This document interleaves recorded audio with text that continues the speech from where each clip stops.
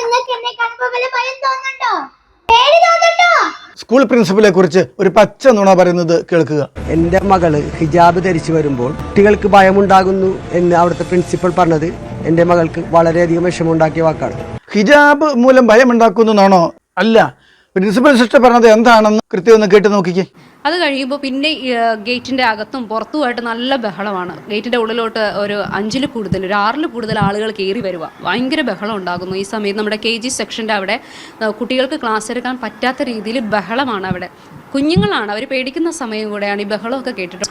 അപ്പോൾ പ്രിയപ്പെട്ടവർ, ഇതിൻ്റെയൊക്കെ പിന്നിൽ എത്രയോ ഹിഡൻ അജണ്ടകളുണ്ട്, എത്രയോ നികൃഷ്ടമായ ലക്ഷ്യങ്ങളുണ്ടെന്ന് മനസ്സിലാക്കണം. വളരെ തന്ത്രപൂർവ്വമായി നുണ പറഞ്ഞ്, പച്ച നുണ പറഞ്ഞ് ഇവരാക്ഷേപിക്കുകയും ചെയ്യുന്ന പാരന്റ് നേരിട്ട് ഇങ്ങനെ ചെയ്തതെങ്കിൽ രാഷ്ട്രീയക്കാർ എന്തൊക്കെയായിരിക്കും പറയാൻ സാധ്യത? തട്ടമിട്ട ഏതെങ്കിലും ഒരു കൂട്ടുകാരി ഒന്ന് സ്റ്റേജിലോട്ട് വരുമോ? ഞാൻ ഈ തട്ടിട്ടപ്പോ നിങ്ങൾക്ക് എന്നെ കാണുമ്പോൾ വല്ല ഭയം തോന്നുന്നുണ്ടോ? പേടി തോന്നുന്നുണ്ടോ? ഉണ്ടോ? ഉണ്ടെങ്കിൽ അത് നമ്മുടെ കാഴ്ചയുടെ അല്ല, കാഴ്ചപ്പാടിന്റെ പ്രശ്നമാണ്. എന്നാൽ അവൾക്ക് സകല പ്രോത്സാഹനങ്ങളും നൽകി കൂടെ ചേർത്ത് പിടിച്ച് ആവേശത്തോടു കൂടി നിന്ന ഉന്നത വിദ്യാഭ്യാസ മന്ത്രിയെ കണ്ടു. തട്ടമിട്ട് ആരെങ്കിലും കാണുമ്പോൾ ആർക്കാണ് ഇവിടെ ഭയം? എന്തായിരുന്നു ആ കുട്ടിയെ കൊണ്ട് നിങ്ങൾ നേടിയെടുക്കാൻ ശ്രമിച്ച ആ കാര്യം? ഇതിന്റെ രാഷ്ട്രീയ ലക്ഷ്യം എന്താണ് എന്ന കുട്ടിക്ക് അറിയില്ല. അപ്പോൾ പ്രിയപ്പെട്ടവർ, ഇതിൻ്റെയൊക്കെ പിന്നിൽ എത്രയോ ഹിഡൻ അജണ്ടകളുണ്ട്, എത്രയോ നികൃഷ്ടമായ ലക്ഷ്യങ്ങളുണ്ടെന്ന് മനസ്സിലാക്കണം. 10 വോട്ടിന് വേണ്ടി, രാഷ്ട്രീയ ലക്ഷ്യങ്ങൾക്ക് വേണ്ടി കൊച്ചു കുട്ടികളെ ഇത്തരം കാര്യങ്ങളിലേക്ക് വലിച്ചിഴക്കുന്നത് ഒരു ഉന്നത വിദ്യാഭ്യാസ മന്ത്രിക്ക് പോയിട്ട് സംസ്കാരമുള്ള ഒരു മനുഷ്യന് ചേരുന്നതല്ല. അത്രയും അധപ്പതിച്ച തരംതാണ ഒരു പ്രവൃത്തിയാണ് ഉന്നത വിദ്യാഭ്യാസ മന്ത്രി എന്ന് നമുക്ക് വിശേഷിപ്പിക്കേണ്ടി വരുന്ന പ്രൊഫസർ ബിന്ദു ചേച്ചിയുടെ ഭാഗത്തു നിന്നുണ്ടായത്. മറ്റ് കുട്ടികളുടെ മാതാപിതാക്കൾ, മുസ്ലിം കുട്ടികളുടെ, ഇവിടെ 117 മുസ്ലിം കുട്ടികളാണ് അവിടെ എൻറോൾഡ് ആയിട്ടുള്ളത്, മുസ്ലിം കമ്മ്യൂണിറ്റിയിൽപ്പെട്ട കുട്ടികൾ. അവരുടെ മാതാപിതാക്കൾ അവിടെ ചെന്ന്, സ്കൂളിൽ ചെന്ന് സിസ്റ്റേഴ്സിനെ കണ്ടു പറയുന്ന വിഷ്വൽസുമുണ്ട്.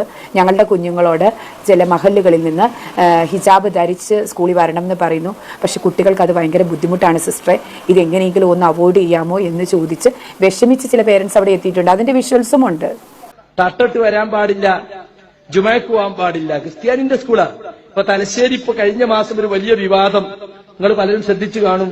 തലശ്ശേരിയിൽ ഒരു ക്രിസ്ത്യൻ മാനേജ്മെന്റിന്റെ കീഴിലുള്ള ഒരു സ്കൂള്, അവിടെ കുട്ടികൾക്ക് തട്ടിടാൻ പാടില്ല, കുട്ടികളെ ജുമയ്ക്കും കൂടി പറഞ്ഞേക്കൂല. അച്ചായന്റെ സ്കൂളിൽ കൊണ്ടുപോയി ചേർക്കേണ്ട ആവശ്യമുണ്ടോ? ഇവർ എഴുതി ഒപ്പിട്ട് കൊടുത്തിട്ടല്ല ഈ സ്കൂളിന്റെ എല്ലാ നിയമങ്ങളും ഞങ്ങൾ പാലിക്കുന്നു. എന്നിട്ട് PTA മീറ്റിംഗ് കൂടിയപ്പോ കുറച്ചാളുകൾ, അല്ലെങ്കിൽ എന്തിനാ ഈ സ്കൂൾ പോണ കുട്ടികൾക്ക് തട്ടം, മക്കനിയും മഫ്തിയും? ആരാ മാപ്പിള കുട്ടികളെ ചോദിക്കണേ? എന്നിട്ട് അവര് തമ്മിൽ അടിയായി, കുറച്ചാൾ ഇറങ്ങിപ്പോന്ന്.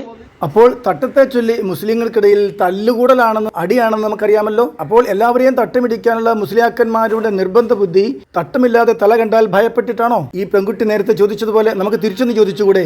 തട്ടമില്ലാത്ത തല കണ്ടാൽ, മുടി കണ്ടാൽ നിങ്ങൾക്ക് പേടിയുണ്ടോ? എങ്കിലത് കാഴ്ചയുടെ കുഴപ്പമല്ല, കാഴ്ചപ്പാടിന്റെ കുഴപ്പമാണ് എന്ന് പറഞ്ഞുകൂടെ?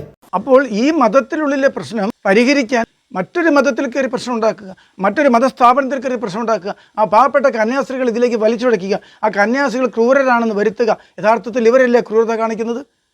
ഇവരുടെ ക്രൂര നാടകത്തിന് ഇരയാവുകയില്ലേ ബാക്കിയുള്ളവർ?